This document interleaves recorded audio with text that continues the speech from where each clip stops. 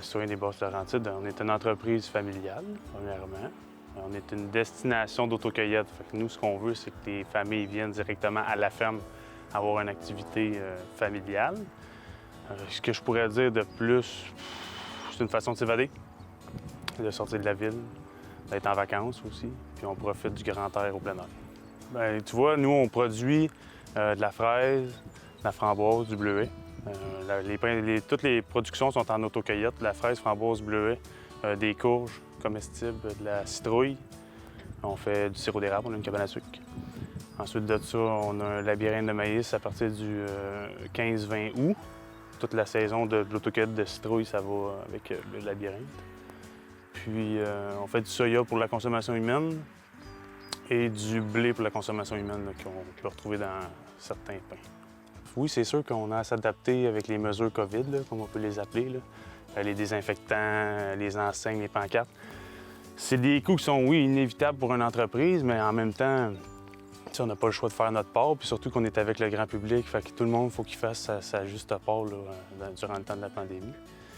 Mais moi, avec la situation qu'on vit actuellement, j'aime pas trop ça dire que c'est à cause du COVID que les gens ils viennent à l'autocueillette puis qu'il y a un gros boom puis qu'ils sont contents. Puis nous autres, on n'a jamais vu ça. Là. Il y avait du monde.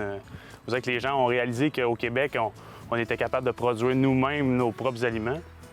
Fait que oui, il y a eu beaucoup de gens. Il va en avoir encore pas mal durant le reste de l'été jusqu'à l'automne, ça je suis convaincu. Mais il faut se dire que au Québec, on produit des aliments de qualité. Nous aussi, à la ferme, là, on prend le temps, des heures, on en met énormément, puis ça paraît. Quand le client revient puis il fait comme « Wow, hey, c'est propre, on est bien accueillis, la qualité du fruit est là », ça parle par eux-mêmes. C'est sûr que la façon de gérer l'achalandage a été différent. Nous, on a engagé un peu plus de personnel. C'est sûr qu'habituellement, on avait tendance à... Nous, on fournissait les contenants, puis on les fournit encore, mais la façon de donner les contenants aux clients, avant, on les donnait en rentrant à l'accueil. Là, maintenant, c'est le client qui doit se laver les mains en première étape, prendre lui-même les contenants.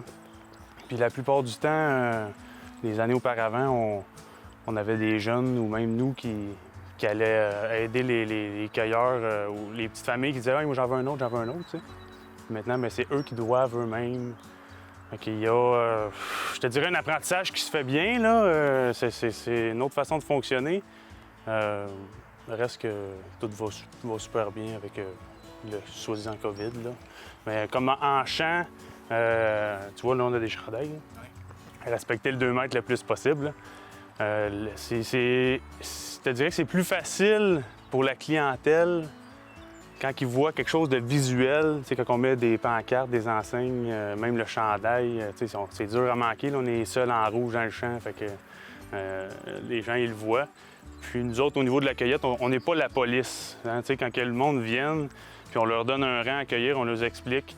Tout le monde est humain. Là, je te donne ce rang-là, tu respectes le 2 mètres le plus possible.